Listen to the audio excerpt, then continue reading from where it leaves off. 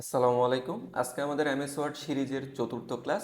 আজকের ক্লাসে আমরা শিখব ইনসার্ট ট্যাবের পিকচার এবং শেপসের কাজ। তো চলুন শুরু করি। আমরা প্রথমে এমএস ওয়ার্ডে চলে যাব। এমএস ওয়ার্ডে যাওয়ার পর আমরা ইনসার্ট ট্যাবে ক্লিক করব।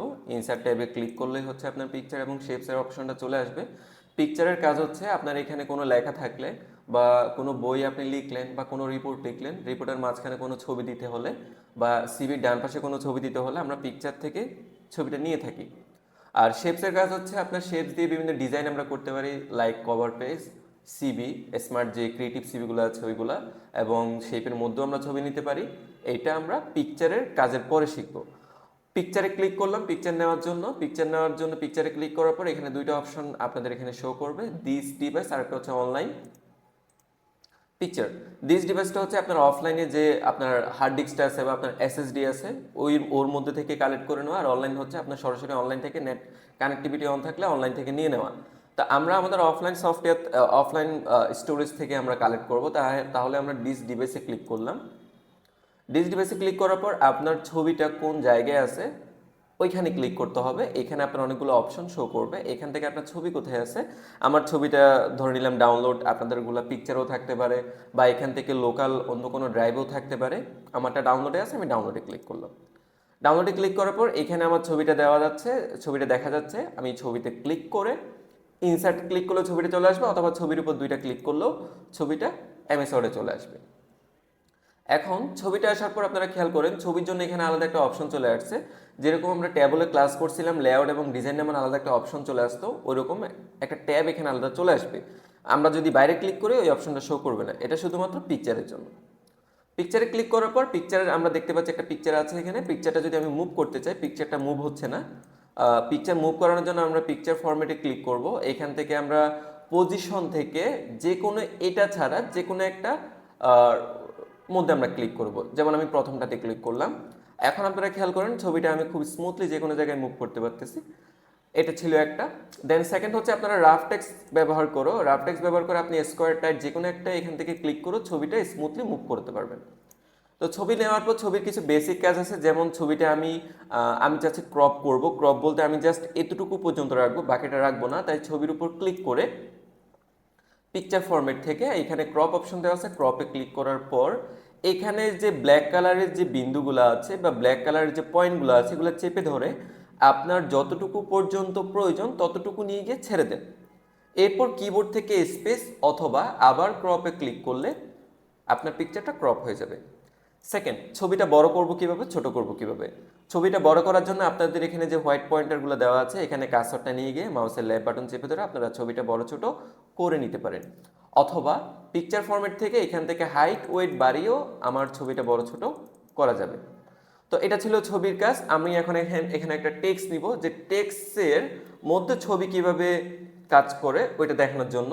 যেমন আপনারা দেখতে পাচ্ছেন আমার টেক্সটের চারপাশে কোনো ইমেজের চারপাশে টেক্সট থাকতেছে না, ইমেজটা হচ্ছে আমার অটো অ্যাডজাস্ট হয়ে যাচ্ছে। তো এখন আমি চাচ্ছি ইমেজটা ডান পাশে অ্যাডজাস্ট করব। আমি পিকচার ফরম্যাটে ক্লিক করলাম। দেখেন এখানে রাফ টেক্সট থেকে আপনাকে সবগুলো কাজ করতে হবে। ইন লাইন উইথ টেক্সট মানে হচ্ছে আপনার পিকচারের সাথে কোনো লাইন থাকবে না। স্কোয়ারটা হচ্ছে আপনার পিকচারের চারপাশে স্কোয়ার আকারের লেখাগুলো থাকবে। তো আপনারা এখান থেকে একটা একটা ক্লিক করে নেবেন। এখান থেকে সবচেয়ে ইম্পর্টেন্ট হচ্ছে দুইটা, একটা হচ্ছে behind of text. Behind of text বলতে আপনার ইমেজটা টেক্সটের পিছনে থাকবে। আর একটা হচ্ছে in front of text. In front of টেক্সটের কাজ হচ্ছে ছবিটা লেখার উপরে থাকবে। তো এটা ছিল ইন ফ্রন্ট এবং বিহাইন্ড টেক্সটের কাজ।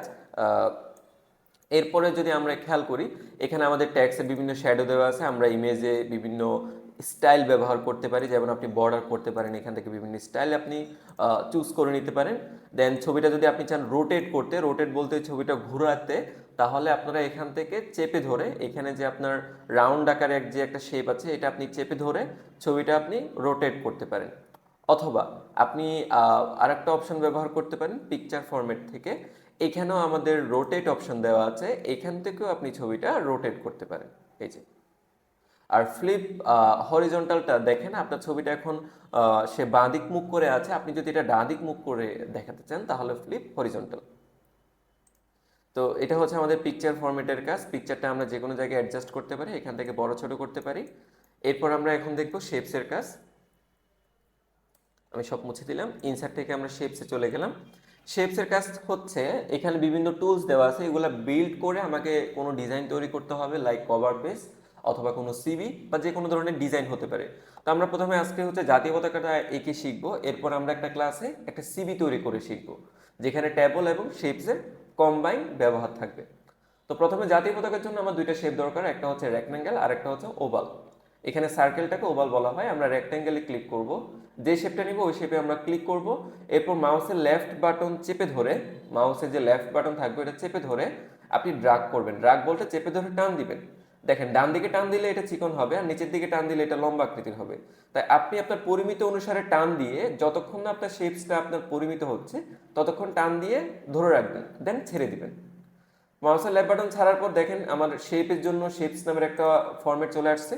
এখানের অনেক কাজ, এটার মধ্যে দিয়ে হচ্ছে আমরা শেপসকে কালার করব, শেপসের আউটলাইন কন্ট্রোল করব, শেপসের ভিতরে গ্রেডিয়েন্ট ব্যবহার করব।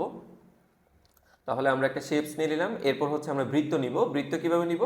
শেপস ফরম্যাট থেকে সরাসরি আপনারা এখান থেকেও আপনারা ওভাল বা বৃত্তটা নিতে পারেন, অথবা ইনসার্টে ক্লিক করে আবার শেপসে গিয়ে এখান থেকেও নিতে পারেন। এই যে আমি এখানে নিয়ে নিলাম। আপনিও এটা পরিমিত আকারে ড্র করার পর এটা আপনি মাউসের লেফট বাটন চেপে ধরে মুভ করে দিতে পারেন। এখন আসি শেপসের মধ্যে আমরা কালার কিভাবে করব।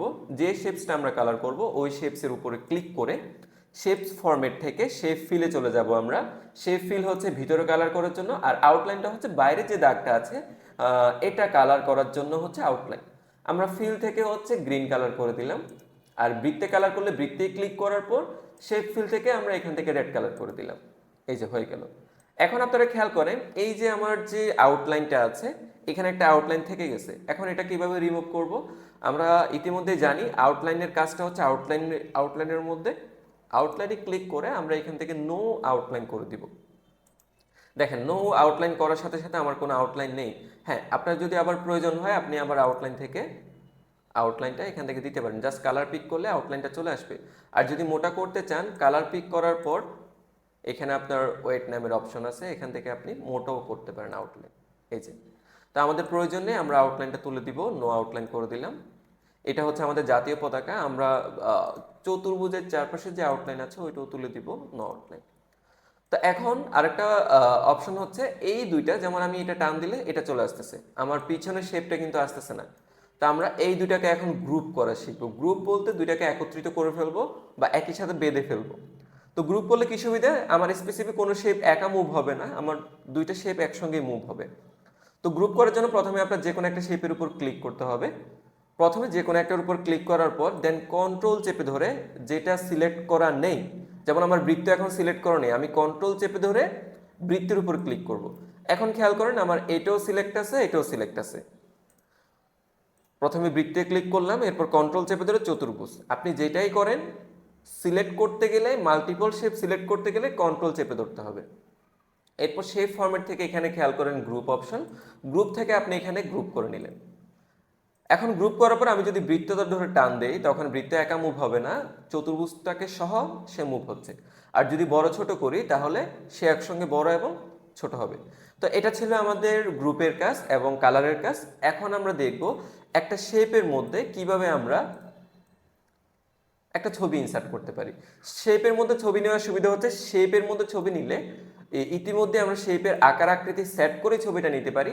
তার মানে আমার ছবিটা একদম বড় আকারের আসবে না, যত বড় শেপ তত বড় আসবে। আমরা শেপে ক্লিক করব, শেপ ফরম্যাটে যেতে হবে। যেহেতু ভিতরের কাজ, ভিতরে ছবিটা নিব তাহলে শেপ ফিলে যেতে হবে। শেপ ফিল থেকে আমরা পিকচারে ক্লিক করব, পিকচার থেকে আমরা এই যে আমাদের ফ্রম ফাইল অপশন চলে আসছে, আপনারা ফ্রম ফাইলে ক্লিক করবেন। আর যদি ওয়ার্ক অফলাইন আসে ওয়ার্ক অফলাইনে ক্লিক করবেন। ফ্রম ফাইলে ক্লিক করার পরে আমরা সেই ছবিটা আবার নিব, ডাউনলোড থেকে এই ছবিটা আবার নিব। আপনারা খেয়াল করেন আমার ছবিটা যত বড় শেপ ততটুকুর মধ্যে অ্যাডজাস্ট হয়ে গেছে। তো এটা ছিল আমাদের পিকচারের নেওয়া শেপের মধ্যে। এরপরে হচ্ছে আপনারা গ্রেডিয়েন্ট কিভাবে করবেন, গ্রেডিয়েন্টটা আমরা একটু দেখে নিব। গ্রেডিয়েন্ট বলতে একটা শেপের মধ্যে মাল্টিপল কালার থাকবে। যেমন একটা শেপের মধ্যে আমরা একটা কালারই ইনসার্ট করতে পারি। এখন আমি চাচ্ছি এটার মধ্যে রেড কালারও থাকবে, গ্রিন কালারও থাকবে। তাহলে এটাও শেপ ফিলের মধ্যে, শেপ ফিলের মধ্যে আপনারা যদি একটু নিচে আসেন, পিকচারের নিচে হচ্ছে গ্রেডিয়েন্ট, আমরা গ্রেডিয়েন্টে ক্লিক করব। এখানে কিছু ডেমো গ্রেডিয়েন্ট দেওয়া আছে, আমরা মোর গ্রেডিয়েন্টে যাব, যেহেতু আমাদের মতো করে আমরা গ্রেডিয়েন্ট কালারটা দিব। মোর গ্রেডিয়েন্টে যাওয়ার পর এখান থেকে আপনারা সলিড ফিল যেটা আছে ওইটা তুলে দিয়ে গ্রেডিয়েন্ট ফিলে ক্লিক করবেন। গ্রেডিয়েন্ট ফিলে ক্লিক করার পর এখানে 4টা স্টপ দেখা যাচ্ছে। আমরা 2টা স্টপ রাখবো, যেহেতু আমরা 2টা কালার দিব। যদি আপনারা 3টা কালার দেন তাহলে 3টে স্টপ রাখবেন। আর যদি আরও স্টপ প্রয়োজন হয় তাহলে আপনারা এখান থেকে প্লাসে ক্লিক করে আরও স্টপ নিতে পারবেন। স্টপ যতগুলো থাকবে ততগুলো কালার আপনারা একটা শেপের মধ্যে অ্যাপ্লাই করতে পারবেন। তাহলে আমরা 2টা স্টেপ রাখবো। আমি এটাতে ক্লিক করে ক্রসে ক্লিক করলাম, বা আপনারা এখানে ক্লিক করে কিবোর্ড থেকে ডিলিট চাপলেও হবে। আমি এখান থেকে ক্লিক করে ডিলিট চাপলাম। তাহলে প্রথম স্টেপে আমরা একটা কালার দিব। তাহলে প্রথম স্টেপে ক্লিক করে আমরা এখানে এই যে কালার দেওয়া আছে কালারে ক্লিক করে গ্রিন কালার করলাম। আর সেকেন্ড স্টেপে ক্লিক করে আমরা এখান থেকে চলে গেলাম হচ্ছে রেড কালার করলাম। দেখেন এখান থেকে কালার আপনারা ডিপ এবং লাইট করতে পারেন টেনে দিয়ে। এই যে যদি আপনার আর একটা কালার দেওয়ার প্রয়োজন হয় প্লাসে ক্লিক করে, এই যে প্লাসে ক্লিক করার পর এখানে আরেকটি স্টপ চলে আসছে, এখান থেকে আমি হোয়াইট কালার দিই। তাহলে এভাবে হচ্ছে আপনারা গ্রেডিয়েন্ট কালার করতে পারেন। তো আজকের ক্লাস আমাদের এই পর্যন্তই। ধন্যবাদ সবাইকে। আসসালামু আলাইকুম।